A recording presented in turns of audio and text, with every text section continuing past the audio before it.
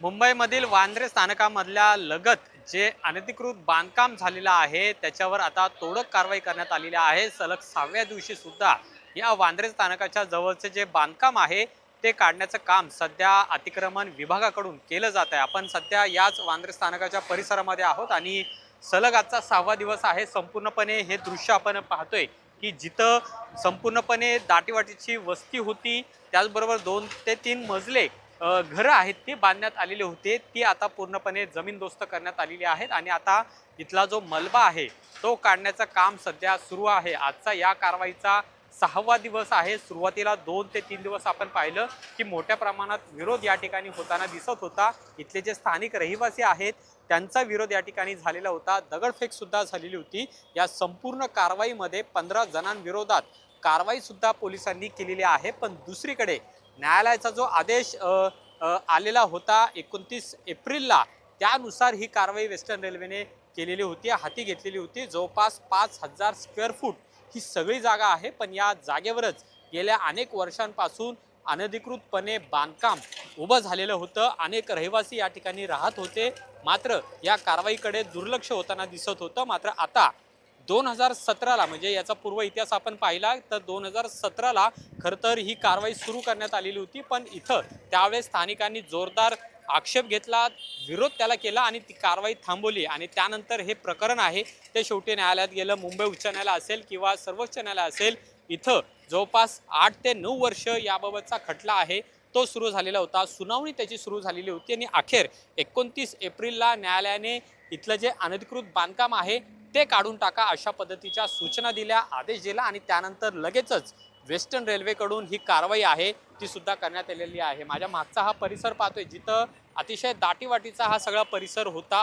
अगदी रेल्वे स्थानकामधून जे प्रवासी बाहेर येत होते त्यांना सुद्धा दाटीवाटीतून मार्ग काढून या ठिकाणी जाणं भाग पडत होतं, पण आता पूर्णपणे ही जागा मोकळी करण्यात आलेली आहे।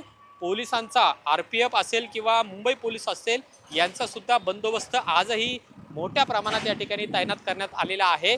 जवळपास 400 झोपड्या म्हणजे 400 घरं या ठिकाणी अनधिकृतपणे उभा करण्यात आलेली होती, ती जमीनदोस्त पूर्णपणे करण्यात आलेली आहे। तर याच भागामध्ये जवळपास 100 अशी घरं आहेत जी अधिकृत आहे, त्यांना कोणत्याही प्रकारे धोका नाही किंवा त्यांच्यावर कारवाई केली जाणार नाही असं सुद्धा रेल्वे विभागाकडून सांगण्यात आलेलं आहे।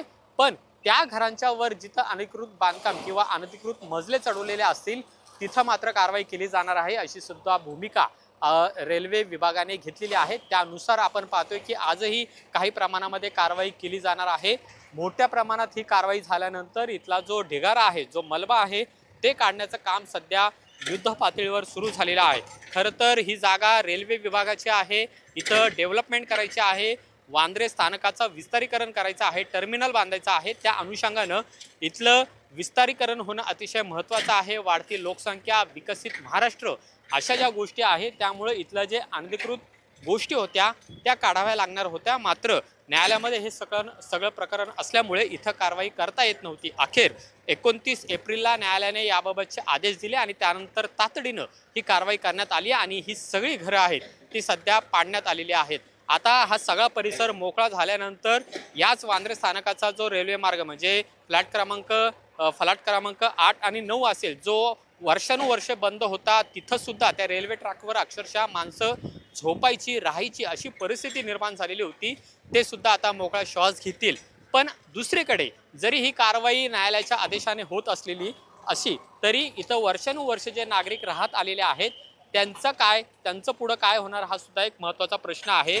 जरी ते इथं अनधिकृतपणे राहत असले तरी सुरुवात जिथपासून झालेली आहे तिथं सुद्धा आपल्याला जावं लागणार आहे, कारण त्यांना नेमकी परवानगी कोणी दिली, त्यांना इथं राहून कोणी दिलं, त्याला पालिकेने कशी परवानगी दिली, असे अनेक प्रश्न आहेत ते सुद्धा उपस्थित केले जात आहेत। त्यामुळे इथले स्थानिक लोकप्रतिनिधी हे सुद्धा आता याला तितके जबाबदार आहेत का असा सुद्धा प्रश्न उभा ठाकलेला आहे।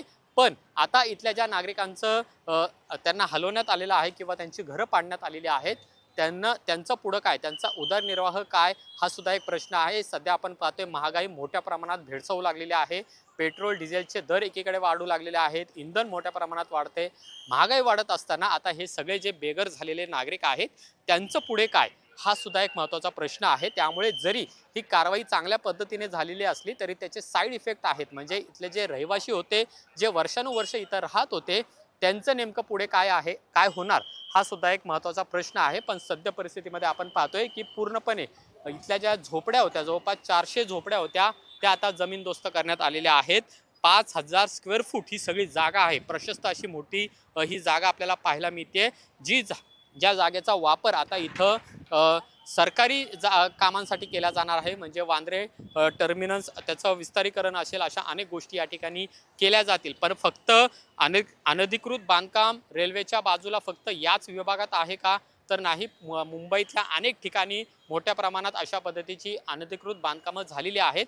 त्याच्यावर सुद्धा आता कारवाई केली जाणार का, हा सुद्धा सगळ्यात महत्त्वाचा प्रश्न आहे.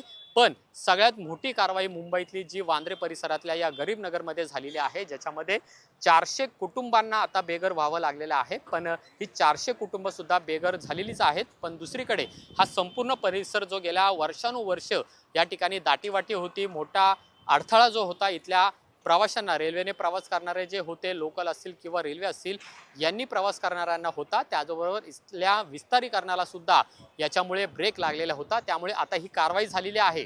पुढे आता नेमकं जे बेघर झालेले आहेत त्यांचं सुद्धा काय होणार, हा सुद्धा सगळ्यात महत्त्वाचा प्रश्न उभा ठाकलेला आहे. कॅमेरामन रोहित वनकट्टेसह अमोल धर्माधिकारी, LS मराठी, मुंबई.